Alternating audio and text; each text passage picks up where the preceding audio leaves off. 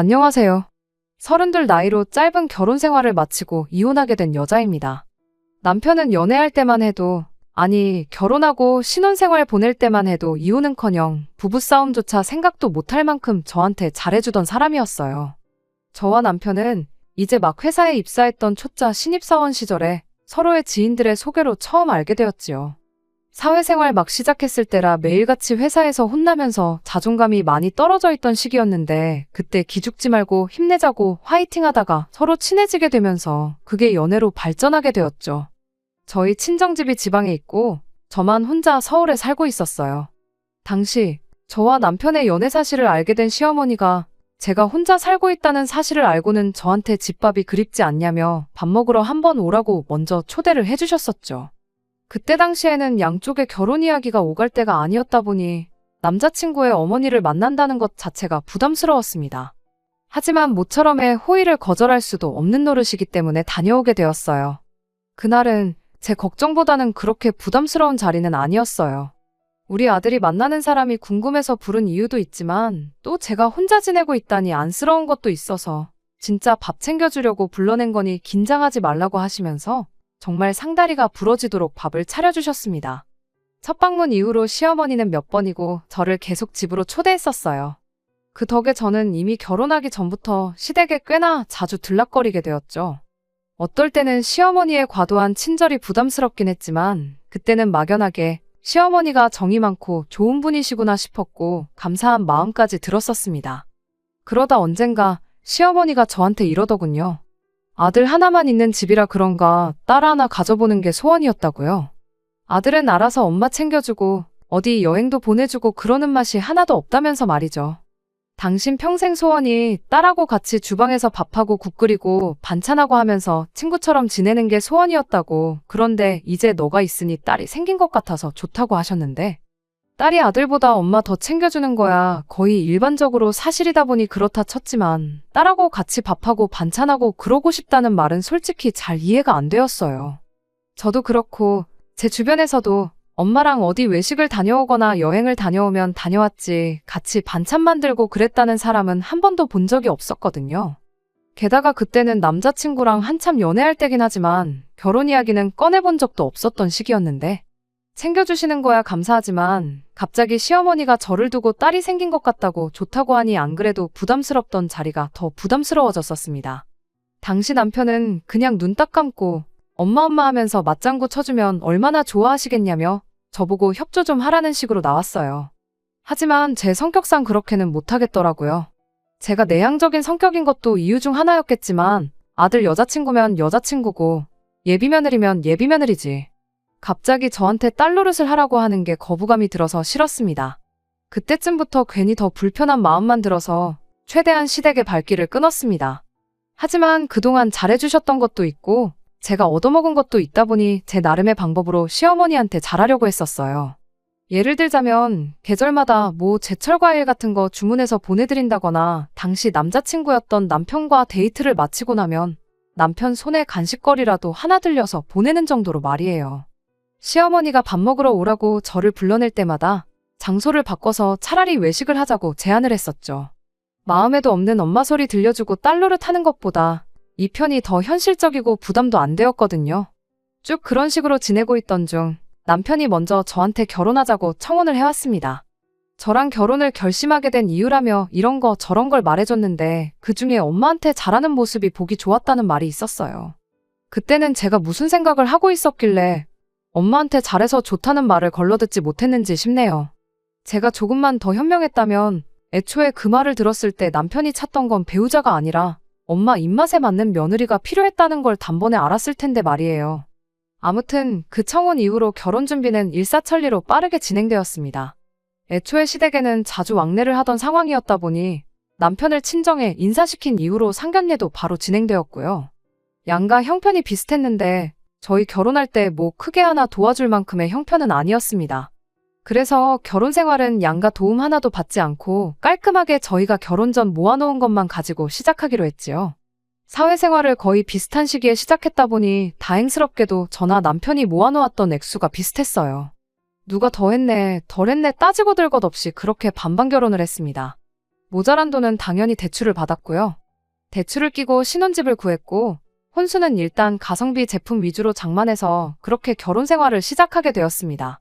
시작할 때 언급했다시피 결혼하고 처음 3달 동안은 정말이지 이래서 결혼들을 하는구나 싶을 정도로 즐겁고 행복한 나날의 연속이었습니다. 제가 먼저 퇴근하면 먼저 퇴근한 대로 누군가를 기다리는 게 좋았고, 제가 늦게 퇴근하면 늦게 퇴근하는 대로 누군가가 제가 집에 오기를 기다려주고 있다는 사실이 혼자 살 때랑 비교했을 때 그렇게 좋을 수가 없었죠. 오랜 기간 학교와 직장 때문에 본의 아니게 저 혼자서 가족들과 떨어져 타향살이를 하고 있었다 보니 저를 반겨주고 제가 오길 기다려주는 사람이 있다는 사실만큼 마음이 따뜻해지는 게 따로 없었죠. 연애와 결혼의 가장 큰 차이점이 바로 이런 거구나 하고 생각했어요. 나 혼자가 아니라 내가 아닌 다른 누군가와 함께 가정을 이루고 있다는 그 기분 말이에요. 앞으로 이렇게 매일같이 행복한 날이 계속될 줄 알았는데 어느 날 갑자기 시어머니한테서 걸려온 전화 한 통을 시작으로 모든 게 제 생각과는 반대로 돌아가기 시작했습니다. 그때까지만 해도 저한테 있어서 시어머니는 좋은 분이셨어요. 부담스럽긴 했지만 그만큼 결혼 전부터 자주 저를 챙겨주셨던 분이셨으니까요. 제가 나서서 딸 노릇은 하지 못하지만 시어머니는 저를 딸처럼 생각하겠다 했었으니 적어도 저는 고부간의 갈등이라던가 시월드 시집살이라던가 하는 것들은 저랑은 전혀 관계없는 이야기일 거라 생각했습니다. 혼자 사는 아들 여자친구 밥까지 챙겨주는 분이라는 이야기에 주변 사람들이 세상에 그런 사람이 어디 있냐며 시어머니 잘 만났다, 전생에 나라를 구했냐 하는 소리까지 듣게 만들던 좋은 분이었는데 알고 보니 그건 다 가짜고 본 모습은 그렇지 않았습니다. 어느 날 갑자기 시어머니한테서 걸려온 전화는 그야말로 앞으로 저한테 펼쳐질, 저한테는 없을 거라 생각했던 시집살이의 전조나 마찬가지였어요. 저희가 신혼집을 구할 때 둘 다 회사에서 출퇴근하기 좋은 곳으로 구한다고 신혼집을 시댁에서 조금 떨어진 곳에 구하게 되었습니다. 그전에는 남편은 시댁에서 어머님과 같이 살고 있었고 저 또한 시댁에서 그렇게 멀지 않은 곳에서 혼자 살고 있었거든요. 저희가 워낙에 결혼 전부터 자주 얼굴을 보고 지냈다 보니 결혼했다고 집이 멀어졌다고 해서 발길을 끊어버리는 게 매너는 아니다 싶어서 못해도 2주나 3주 간격으로 시댁에 방문하고 있었어요. 그 정도면 충분히 자주 찾아뵙는 거다 생각했는데 시어머니한테는 그 2주가 엄청 오랜만이라는 느낌이 들었나 봐요. 평생을 같이 살아온 아들 얼굴을 까먹을 만큼 말이죠. 시어머니가 저한테 전화로 물어오기를 오랜만에 우리 아들을 봤는데 얼굴이 아주 반쪽이 되어 있던 것 같더라며 저보고 내 아들 끼니는 잘 챙겨주고 있냐고 하더라고요. 그때가 결혼하고 3개월 조금 넘어가던 시기였는데 결혼 전과 비교해보면 남편이 얼굴이 반쪽이 되기는커녕 오히려 살이 많이 찐 상황이었거든요. 결혼식 때 사진 잘 나와야 한다고 저나 남편이나 급하게 살을 빼기는 했었는데 그 이후로 신혼여행 가서도 잘 먹고 집들이 한다 뭐 한다 해서 술도 많이 먹었고 그러다 보니 저랑 남편 둘 다 요요가 왔거든요. 특히 남편은 결혼 전에 입던 바지 몇 개는 배에 힘을 주고 입어야 할 만큼 살이 불었던 상황이었는데 갑자기 아들 얼굴이 반쪽이 되었다고 하시니 그냥 매일 같이 살다 떨어져 살게 되니 아들 걱정이 되시는가 보다 하고 넘겼어요.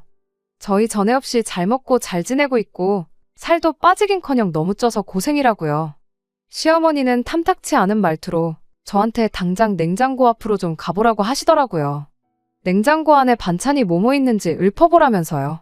마침 며칠 전에 반찬 가게에서 이것저것 사다가 냉장고를 채워놓은 지 얼마 되지 않았던 터라 냉장고에 먹을 게 또 한가득 있던 상황이었습니다. 저는 아무 생각 없이 시어머니가 시키는 대로 냉장고에 있는 것들 전부 하나도 빠짐없이 다 말해드렸죠. 그걸 듣고 나니 전화하던 내내 언짢은 말투로 통화하던 시어머니 말투가 뭔가 흡족한 듯한 말투로 바뀌었어요. 통화 말미에는 우리 아들 나가서 힘들게 돈 벌어오는데 귀찮다고 거르지 말고 꼭 아침밥은 챙겨 먹여서 출근을 시키라 한마디 하더니 전화를 끊더군요. 그때 기분이 살짝 쎄했어요. 제가 방금 무슨 말을 들은 건가 싶었죠.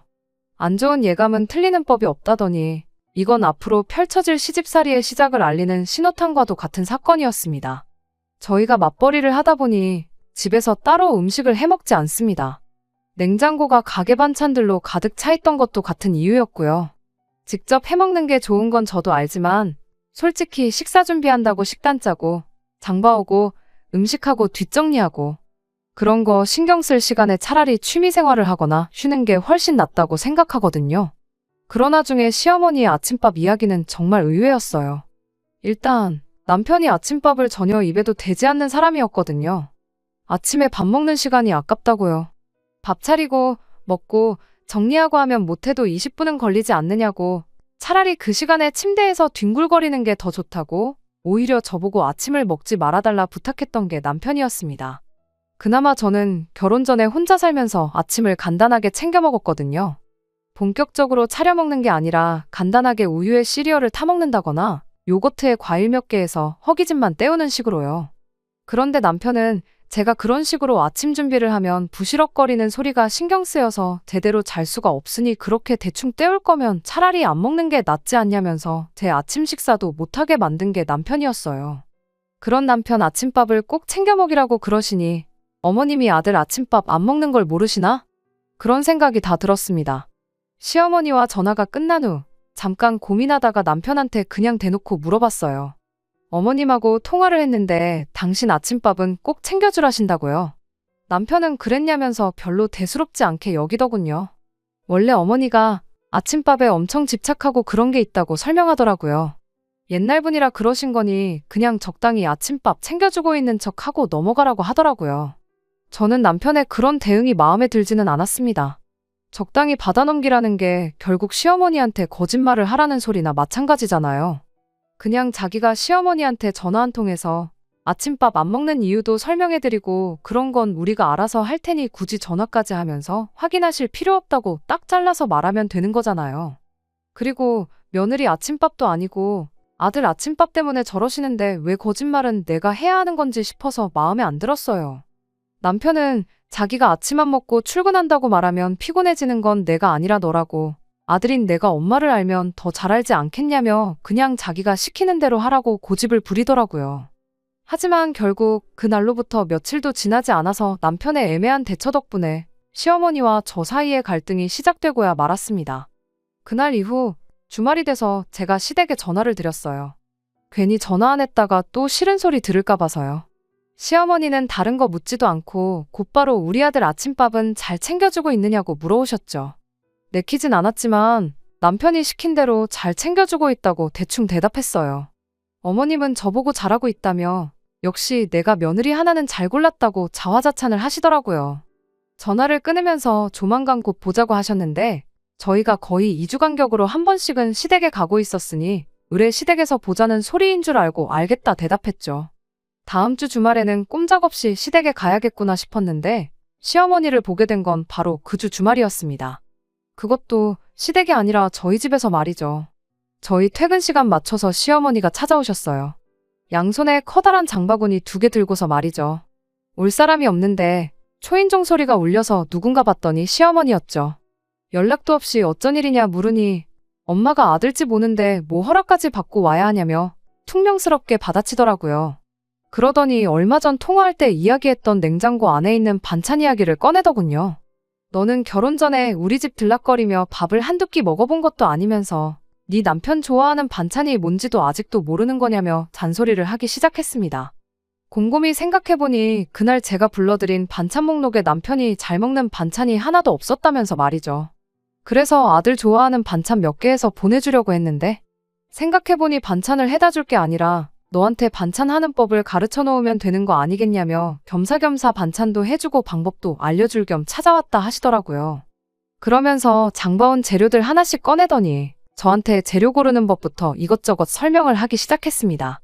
이걸로는 뭘 어떻게 해서 먹이면 우리 아들이 아주 그릇까지 먹을 기세로 밥을 먹는다니 어쩐다니 하면서 설명을 덧붙이셨어요. 말로 하면 뭘 알겠냐며 자기가 하는 거 보여줄 테니 잘 보고 배우라며 고춧가루며 마늘 다진 거며 이것저것 재료 좀 가져와 봐라 하시는데 말씀드렸다시피 저희 집에서 밥을 전혀 안 해 먹거든요. 조미료라고 해봐야 간장이나 참기름, 소금, 후추랑 설탕 정도 정말 기본적인 거 말고는 아무것도 없다고 말씀드렸더니 시어머니는 이해가 안 된다는 표정으로 그럼 냉장고에 있는 그 많은 반찬들은 어떻게 한 거냐고 물어보더라고요. 전부 반찬 가게에서 사온 거라고 말씀드렸더니 시어머니가 그럼 결혼하고 여태껏 내 아들한테 영양가도 없는 조미료 투성이 반찬을 먹인 거냐며 노발대발 하시더군요. 시어머니 언성이 높아지니 거실에서 별 관심 없이 혼자 TV만 보던 남편이 제 편을 들어주면서 시어머니한테 한마디 해줬어요. 조미료 쓴다고 영양가가 사라지는 게 말이나 되냐? 그럼 음식 장사하는 사람들 다 망해서 없어졌을 거 아니냐? 사 먹는 반찬이 엄마가 해준 것보다 맛있는 것도 있다며 깐족대기까지 하면서 말이에요. 안 그래도 열이 바짝 올라있던 시어머니는 믿었던 아들이 편을 들어주기는커녕 깐족거리며 시비까지 걸고 있으니 더 큰 소리로 역정을 내기 시작하셨어요. 모자간의 말다툼에 제가 끼어들 이유가 하등 없다고 생각했고 남편이 나섰으니 알아서 잘 해결하겠거니 생각했는데 벼랑간 시어머니가 장바구니에서 대파를 꺼내들더니 그걸로 옆에 서 있던 제 머리를 내려치는 겁니다. 너무 경황이 없고 어안이 벙벙해서 말도 안 나왔어요. 이게 지금 무슨 일이 일어난 건가 싶더라니까요. 세상에 대파로 맞아본 사람이 몇이나 되겠어요? 모르긴 몰라도 제가 세계 최초 아닐까 싶었어요. 대파로 한 대 맞았는데 제가 부처님도 아니고 거기서 평정심을 유지할 수가 없었죠. 그래서 결국 저도 시어머니한테 언성을 높이게 되었습니다. 시어머니는 내 아들을 어떻게 구워 삶았길래 평생 엄마 말에 말대꾸 한 번 안 했던 착한 애를 저 모양 저 꼴로 만들었냐며 아들이 깐족거린 것까지 제 탓으로 몰아가더군요. 저까지 같이 목소리 높여가며 한바탕 하고 있으니 남편이 일단 저는 방으로 피신시켜놓고 어찌어찌 시어머니 뜯어말려서 집에 돌려보냈어요. 어머님을 집까지 모셔다 드리고 온 남편과 이 상황에 대해서 이야기를 나눴는데 그러다 결국 저랑 남편도 한바탕 다투게 되었습니다. 따지고 보면 아침밥 일로 시어머니한테 거짓말을 시켰던 당신 탓 아니냐고 그러니 어머님한테 해명 똑바로 하라고 한마디 했어요. 그리고 다른 건 몰라도 대파로 한 대 얻어맞은 건 어머님한테 사과받아야겠다고 그때까진 나는 시어머니 얼굴 못 보겠다고 강하게 나갔죠. 남편은 해명은 자기가 100번이고 할 수 있는데 며느리가 되어서 꼭 시어머니한테 사과까지 받아야겠냐며 그건 그냥 좋게 좋게 넘어가자고 하더라고요. 아침밥에 대해서 거짓말을 시켰던 건 자기가 잘못한 거 인정하지만 솔직히 저녁밥 차리기 귀찮다고 가게 반찬 사다가 저녁 식사 때운 제 잘못도 있지 않냐면서 저보고 그냥 참으라는 거예요. 그 뻔뻔한 소리를 들으니 더 어이가 없었습니다. 내가 뭐 너네 집에 팔려왔냐고 양가 지원 한 푼도 안 받고 똑같이 반반 결혼했고 맞벌이 하고 있는데 네 아침밥은 둘째 쳐도 네 저녁밥은 그냥 무조건 내가 해야 하는 일이냐고 따졌어요. 남편은 남자인 자기가 주방 일을 어떻게 하냐며 결혼했으면 당연히 식사는 너가 해야 하는 거 아니냐, 반찬 사 먹는 거 이해해준 나한테 고마워해야 하는 상황인 거 모르냐며 그동안 제가 아내로서 직무유기를 했고 자기는 그걸 이해해준 너그러운 남편이라는 식으로 말을 하는 겁니다. 나라고 뭐 결혼한다고 주방일 배우고 왔겠냐고 똑같이 일하고 똑같이 돈 버는데 너는 남편이니까 하면 안 되는 일이고 나는 아내니까 해야 한다는 게 어디서 나온 생각이냐고 따지면서 티격태격하게 되었어요. 내가 집안일이고 밥 준비고 다 도맡아서 해줄 수 있으니 내가 벌어오는 만큼 더 벌어오라고 한마디 했죠. 그러면 집에서 전업주부 하면서 하루 세 끼가 아니라 네 끼도 챙겨주겠다고요. 남편도 더 할 말이 없었는지 기분 나쁘다는 티 팍팍 내면서 차키 들고 밖으로 뛰쳐나가더군요. 저도 너무 열받아서 뛰쳐나간 남편 안 붙잡고 혼자 잠을 청했어요. 자려고 누우니 머릿속이 복잡해 잠도 잘 안 오고 괜히 기분만 계속 나쁘더군요. 특히나 이 싸움의 발단이 남편과 제 문제가 아니라 시어머니 때문에 생긴 일이라고 생각하니 더욱더 열받았어요. 남편의 적반하장식 태도에 화가 났던 건 사실이지만 그때는 나는 남편과는 아무 문제가 없고 이게 다 시어머니 때문이다 하면서 어떻게든 남편을 용서하려고 애를 썼었죠. 남편이 잘못한 거 인정하고 사과만 한다면 저도 그냥 아무 일도 없었던 일인 척 그냥 넘어가줘야겠다 그런 생각도 했어요. 시어머니한테 사과를 받아야겠다 했던 것도 그냥 남편이 먼저 사과만 해준다면 그냥 넘어갈 생각이었죠. 하지만 차키 들고 집을 뛰쳐나간 남편은 화해할 생각이 전혀 없어 보였어요. 다음날 출근을 해야 하는데도 불구하고 일요일 저녁에도 집에 들어오지 않았거든요. 집에 안 들어오면 제가 걱정돼서 전화로 사과라도 할 줄 알았나 봐요.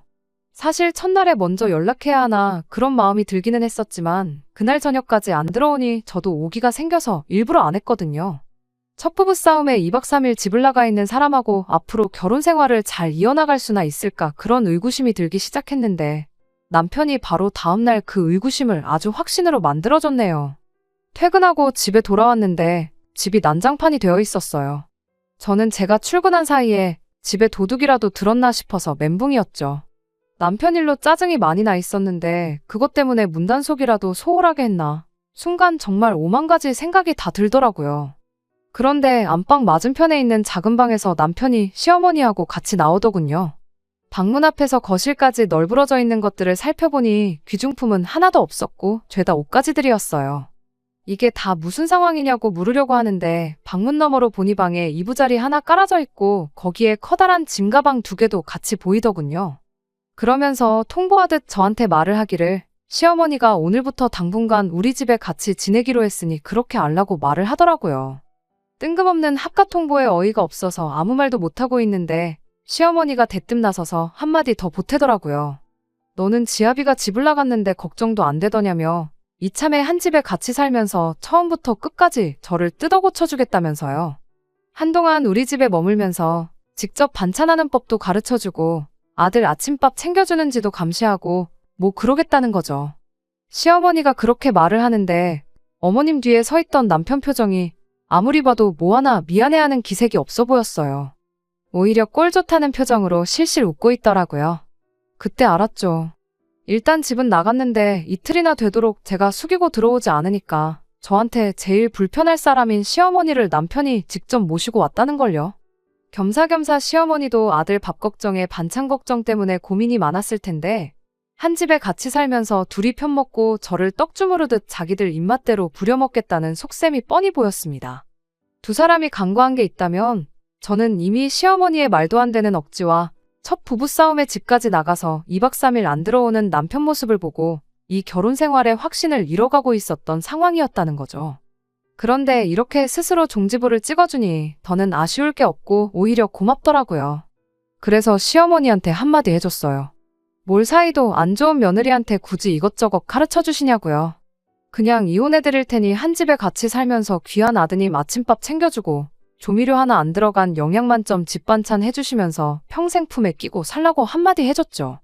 대신 친정이 지방에 있다 보니 당분간은 내가 지낼 곳이 없다고. 그러니까 시어머니가 여기서 지낼 게 아니고 남편이 시어머니 집 가서 있어달라고 부탁했어요. 상황이 허락만 한다면 이 집을 팔아서 재산 분할은 가져온 만큼 해주겠다고요. 정 안 되면 대출을 받든 친정부모님한테 빌려와서라도 해줄 테니 싸가지고 온 짐 그대로 들고 시댁으로 돌아가달라고 정중히 부탁했습니다. 예상도 못한 이혼 통보에 두 사람이 적잖이 당황한 듯 보이더라고요. 방금까지 시어머니한테 혼나고 있던 제 모습을 보면서 실실거리던 남편은 얼굴이 사색이 돼서 사시나무 떨듯 벌벌 떨더라고요. 그러더니 제 마음 돌려보겠다고 살살 거짓말까지 하는데 정말 이혼하자고 하길 잘했다 싶더라고요.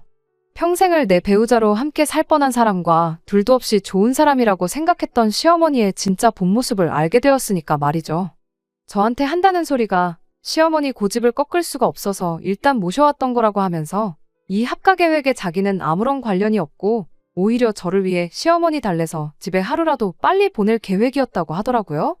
한순간에 같은 편인 줄 알았던 아들한테 손절당해서 무개념 시자가 돼버린 시어머니 얼굴 표정이 아주 볼만했어요. 이대로 가다간 자기만 나쁜 사람 되고 재수 없으면 아들까지 반품받게 생겼으니 사면초가로구나 싶었나 봐요. 이참에 합가각도 한번 보고 며느리 시켜서 귀한 아드님 끼니마다 손수 만든 집밥 챙겨주게 만들려고 큰맘 먹고 짐까지 챙겨서 아들 신혼집에 쳐들어왔는데 막상 귀한 아드님 끼니 챙겨주는 게 며느리가 아니라 자기가 될 것 같으니 그건 싫었나 봐요. 그런데 이미 남편이 이게 다 엄마가 고집 부려서 이렇게 된 거라고 선수를 쳐버렸으니 마땅히 이 상황을 넘길 방법이 떠오르지 않았나 보더라고요. 그냥 대뜸 저한테 미안하다고 사과부터 하더라고요. 그러더니 방에서 짐가방 싸들고 온 거 다시 가지고 나와서 집에 돌아갈 테니 택시를 불러달라는 겁니다. 앞으로 너네 결혼 생활에 아무런 관여도 안 할 테니 그냥 둘이서 재미있게 살라고. 둘이 알콩달콩 잘 사는 거보다 중요한 게 뭐가 있겠냐면서 횡설수설 하더라고요. 아들이 2박 3일 외박한 것 때문에 둘이서 크게 싸울까봐. 큰 싸움으로 번지면 그거 말려줄 요량으로 따라온 거라고 말까지 더듬거리면서 설명을 하는데 싸움 말려주시러 오신 분이 짐은 왜 싸들고 오셨냐 하니 또 아무 말도 못하더군요.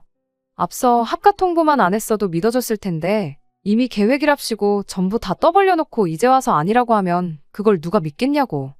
애써 연기할 필요 없고 더 더러운 꼴 보기 싫으니 원만하게 협의 이혼하는 걸로 하자고 말했어요.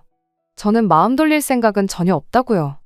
집 안 비워줄 거면 어디 급하게 단칸방이라도 구해서 들어가 있을 테니 행여나 다른 기대는 하지 말라고 했어요. 일단 제 기분 풀어주려면 자리를 피해야 한다고 생각했는지 두 사람은 더 큰 반항은 하지 않고 제가 말한 대로 집을 비워줬고요. 그 이후로 번갈아 가면서 두 사람이 저한테 몇 번이고 전화로 집까지 찾아와서 미안하다고 사과했지만 두 번의 기회는 주지 않는 걸로 결론을 내렸습니다. 저를 딸같이 여긴다던 사람이 왜 저렇게 되었나 혼자 곰곰이 생각을 해봤는데 그건 그냥 저 부려먹기 편하려고 했던 소리라는 걸 그제서야 알게 되었네요. 누가 딸한테 아들 새끼밥을 대신 차려달라고 시키겠어요? 애초에 저를 불러내서 밥을 먹였던 것도 하루라도 빨리 아들 입맛 시어머니 손맛 캐치시켜서 대신 아들 뒷바라지를 해주길 바랬던 거라는 것도 깨닫게 되었죠. 이혼을 하는 과정에서 정말 말도 못할 만큼 스트레스를 받았었습니다. 남편과 제가 처음 만난 게 서로를 아는 지인들의 소개였던 만큼 겹치는 인맥이 많았었거든요. 그들이 저를 어떻게 생각할지 그런 게 엄청 신경이 쓰였어요. 결혼하고 반년도 안 돼서 이혼을 하게 되었으니 말이에요. 그런데 사람들은 생각보다 제 이혼에 대해서 손톱만큼도 관심이 없네요. 관심을 갖는 사람이 아예 없는 건 아니었는데 이 이야기를 해주면 저보고 100번 잘했다고 해주는 걸 보니 정말 제가 괜한 걱정을 사서 했던 것 같네요. 남편은 결국 다시 시어머니 집으로 들어가서 살게 되었어요. 재산분할 절반 해주고 그냥 집은 제 명의로 유지를 할 생각이었는데 짧은 기간이나마 같이 살아서 그랬나 남편의 흔적이 남아있는 것 같아서 기분 나빠서 집은 정리해버렸고요. 제가 조금만 더 현명했다면 하는 후회가 들 때도 있지만 적어도 단번에 언행일치 안 되는 되도 않는 집구석이란 거 깨닫고 빨리 이혼 결정을 내린 걸 천만 다행이라고 생각하려고요. 제가 혹시나 만약에 앞으로 다시 결혼을 하게 된다면 적어도 저를 딸같이 여긴다는 말은 걸러들어야겠습니다. 끝까지 들어주셔서 감사합니다. 오늘의 사연은 여기까지입니다. 구독과 좋아요, 알람 설정 부탁드리고 더 좋은 사연으로 다시 찾아뵙겠습니다. 감사합니다.